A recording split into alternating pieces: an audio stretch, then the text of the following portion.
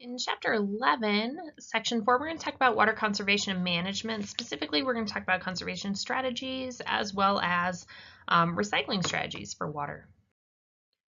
All right, so watershed management and conservation are often more economical and environmentally sound ways to prevent flood damage and store water for future use rather than building huge dams and reservoirs. So in our previous section, we talked about some of the issues associated with damming and the reservoirs behind them, as well as the redistribution of water.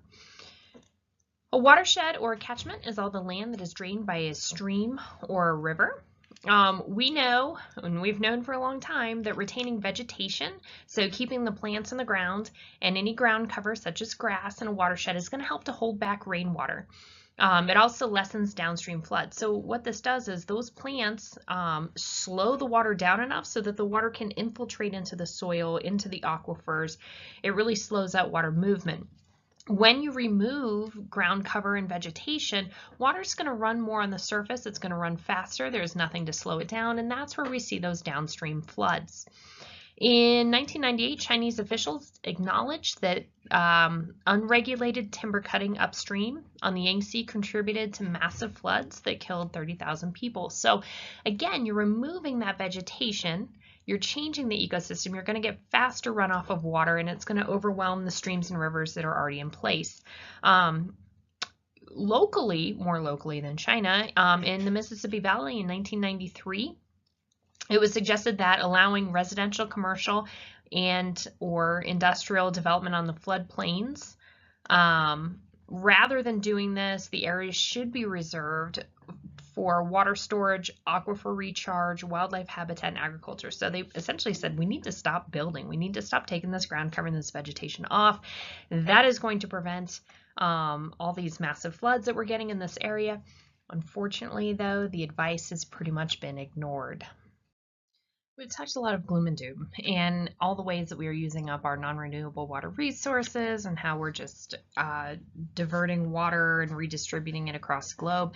But let's turn the tables a little bit and talk about what kind of an impact can I make as an individual? How can I make these small changes that are going to have a more lasting impact on our watershed?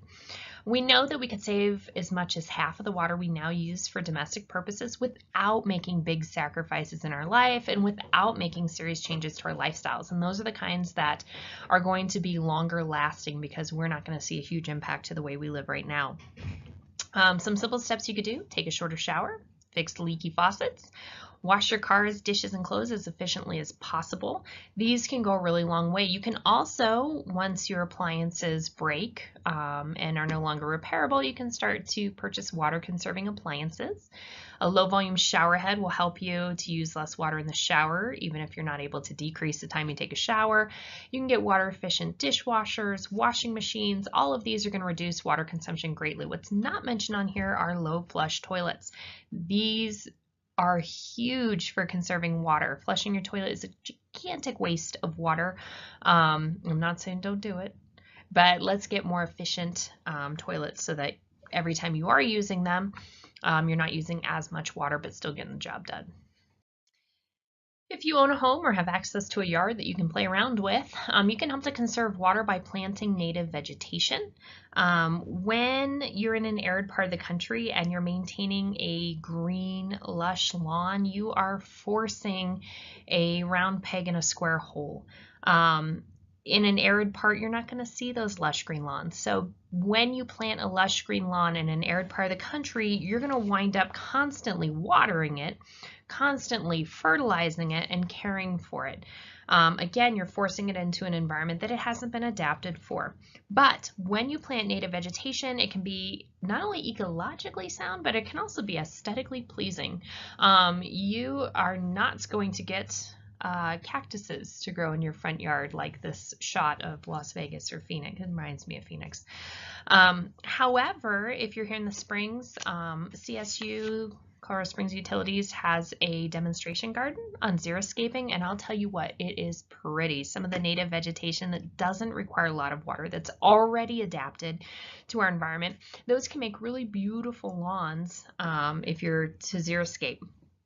Las Vegas is actually paying residents to replace that green turf that requires a lot of water with natural vegetation. So there's financial incentives associated with that too. Not only is your bill going to be lower, but if you're in Las Vegas, you're going to get a financial incentive for xeriscaping.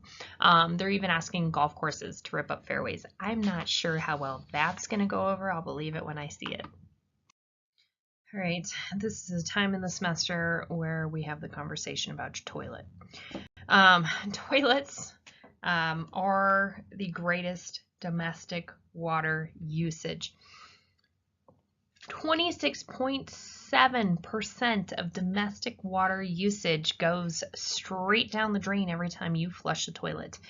On average, each person in the U.S. uses 50,000 liters. I know that liters are not your thing. How about 13,000 gallons of water?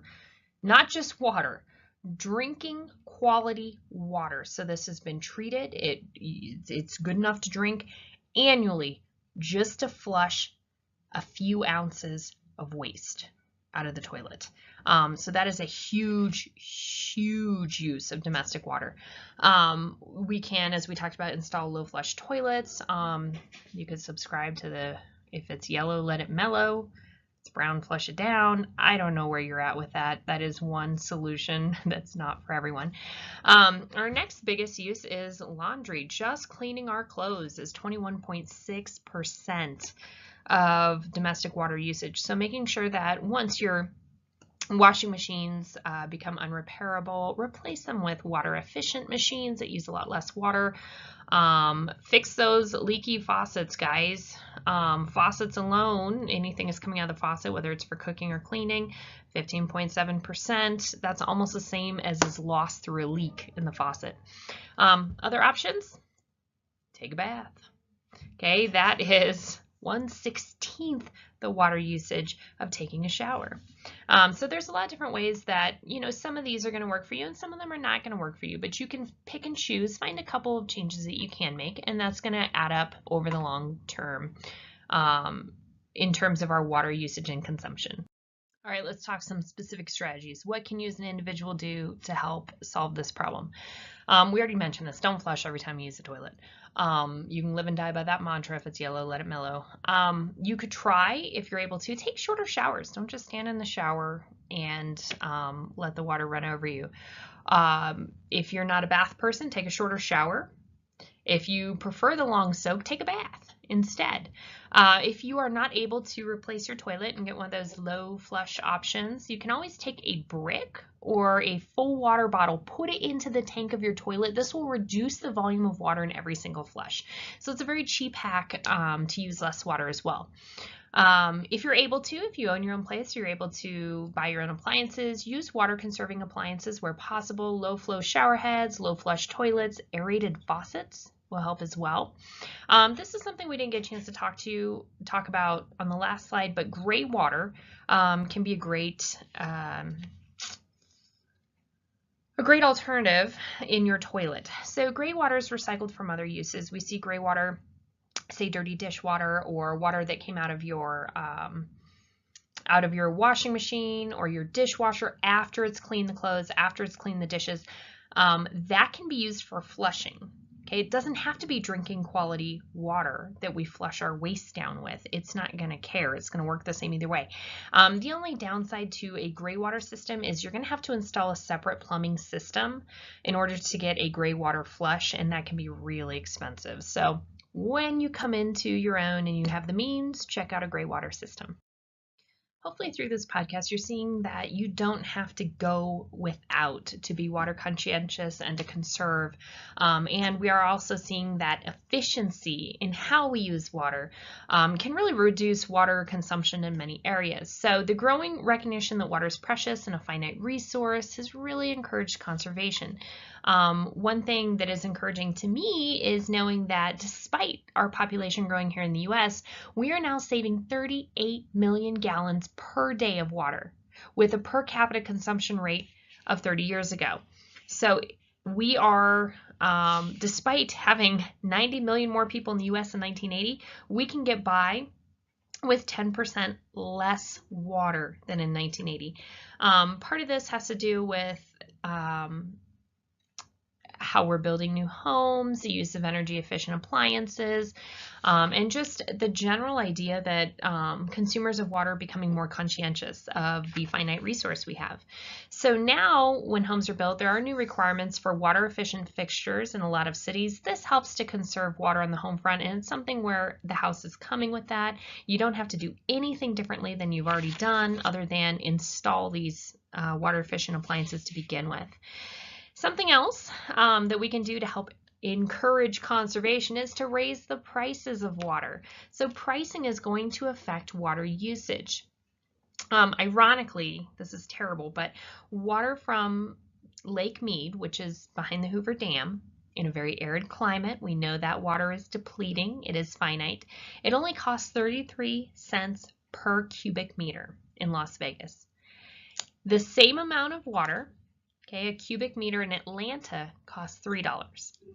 Think about, as a consumer of water, which city would you be more incentivized to conserve water when the price is 33 cents per cubic meter or $3 per cubic meter?